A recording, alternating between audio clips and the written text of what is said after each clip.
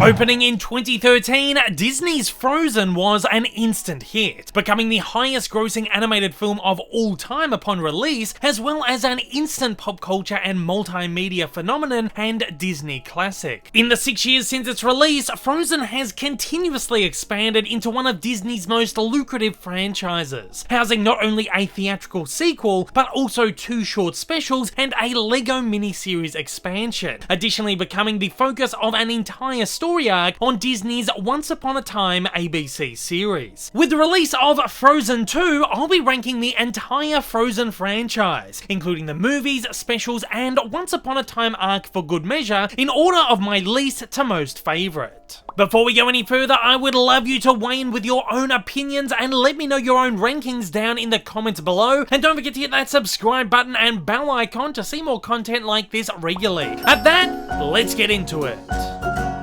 Kicking us off at number 6, LEGO Frozen, The Northern Lights, also known as Magic of the Northern Lights in the UK.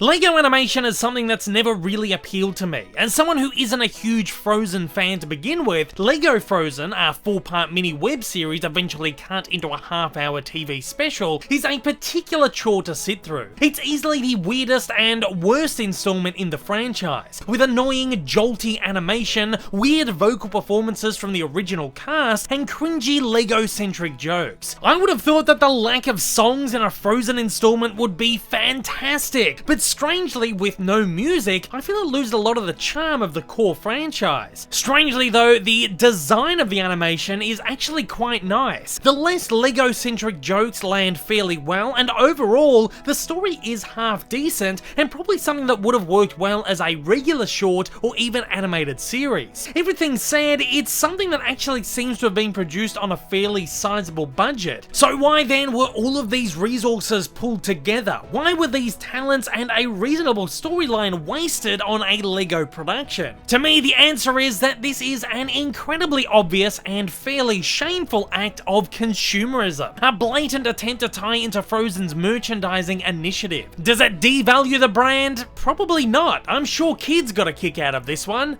Maybe. 5. Frozen Fever. At 8 minutes, this is the shortest Frozen installment, focusing on a party being planned for Anna shortly after the events of the first film, while Elsa struggles with a cold. Beyond its premise, the short is narratively thin, using only a new song as a driving force instead of a well-executed storyline, which even a short film should have. Frozen Fever feels more like a music video, a deleted scene, or a post-credits epilogue. It feels incredibly rushed, with its pure existence likely being only to keep the Frozen brand alive, while the studio decided what to do with the property following the unexpected success of the film. Some of the gags work well, and I absolutely love the snow geese, but many gags are just recycled from the film for a quick, on-the-nose, no-risk laugh. Most everything just feels same with very little effort to produce something original. I do love that, aesthetically at least, it makes an effort to be a little different. The springtime setting works beautifully and lends to some gorgeous visual designs, but I feel it was a wasted opportunity not to use these thematics on a grander scale. While the production value and the music are on the same level as the films, the short lacks any of their heart, soul, or warmth, and simply feels vacuous and unneeded. 4.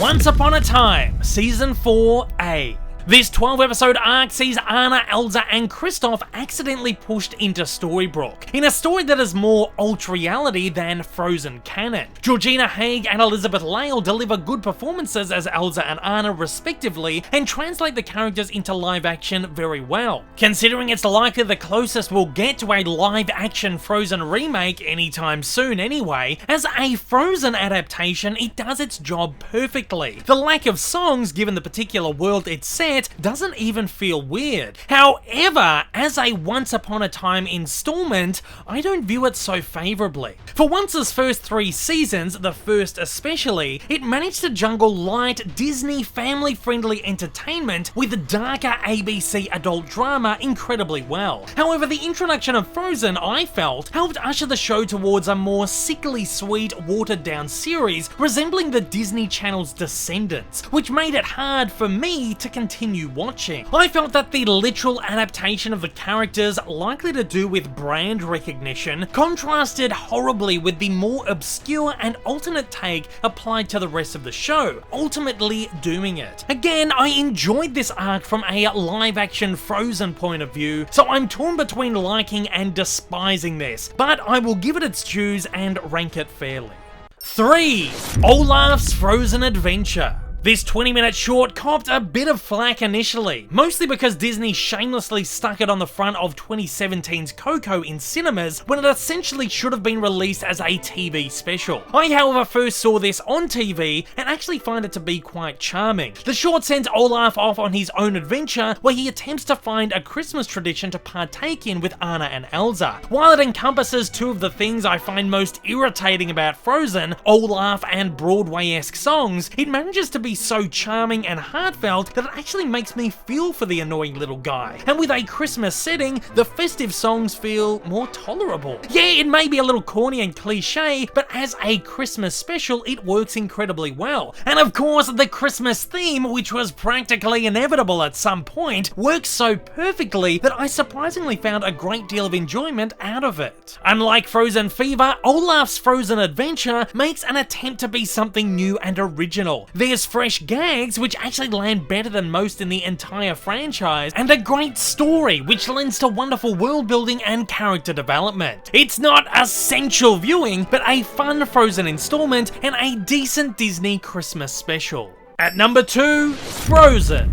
I find Frozen to be one of Disney's most overrated animated classics of all time, and far inferior to Tangled, which I never felt found the acclaim it deserved only 3 years earlier. Frozen is a movie I could never get into, despite trying multiple times over the years to be won over by its charm. As previously mentioned, I'm not a big fan of the Broadway musical, so find Frozen's overly Broadway style, story, characters, and music highly irritating. I'm also adverse to its overly cutesy nature, corny gags, slightly tedious story, and that annoying little snowman Olaf. That said, on a technical level, I can appreciate Frozen as an absolute masterpiece. Visually, it's easily one of the most gorgeous CG animated films ever, and even tops Tangled for me in that regard. Colors are stunning, character and costume design are gorgeous, and I could sink into the groundbreaking animated landscapes. It's a movie I can watch as pure eye candy to enjoy the brilliance of its animation. While it can't win me over narratively, I love the idea of it and appreciate its efforts in shaking up the traditional princess story mold and ushering Disney animation in bold new directions. I find Frozen has a lot of heart and warmth oozing from its core messages, and I truly respect and adore that. Frozen isn't a bad movie, and I'm not saying that I don't like it, it just isn't for me on a narrative or thematic level. I do, however, find it vastly superior to much of the other installments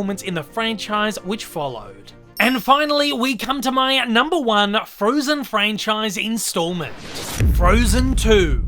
This is one I was super excited to check out. Despite being fairly lukewarm to previous installments, I was won over by the charm and wonder of the trailers, as well as their gorgeous visuals. Unfortunately, the movie didn't quite meet the high expectations that I had set out for myself, perhaps naively. Again, small things got on my nerves. I found Olaf to be as annoying as always, and while I didn't find the songs as irritating, there were still far too many for my liking. The story also felt a little slow and sluggish at times for me, with a narrative that never really feels like it has any real threat, predictable at every turn. It's a movie that leaves a good taste in your mouth at the end, but almost feels like it wraps up too perfectly. That said, the darker elements really work for me. I love the deeper, more mature exploration of this world and its characters. The movie has some fantastic character examinations and story developments that I feel ushered the franchise into a less sickly direction. I just wished it pushed a little harder and took a little more risk. The animation here is absolutely stunning too, and easily the best I have ever seen. It really is hard to imagine computer animation getting any better from this point on. Elements are lifelike, textures are incredible, and colors are stunning. Additionally, certain musical sequences really are some of the best visually, I think, in any CG animated Disney film. And while this certainly isn't a favorite Disney movie by a long shot, it is easily my personal favorite installment in the Frozen franchise.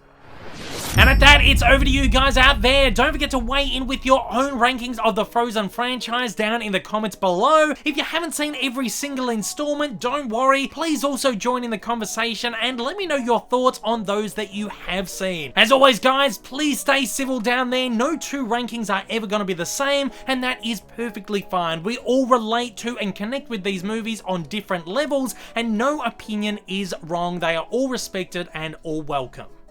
If this is your first time viewing one of my videos and you'd like to see more like it in the future, then please don't forget to hit that big old subscribe button up on your screen, as well as that like button down below for that little extra support. Also, don't forget to check me out on social media, and please consider supporting me over on Patreon. Thanks for watching and have a fantastic day.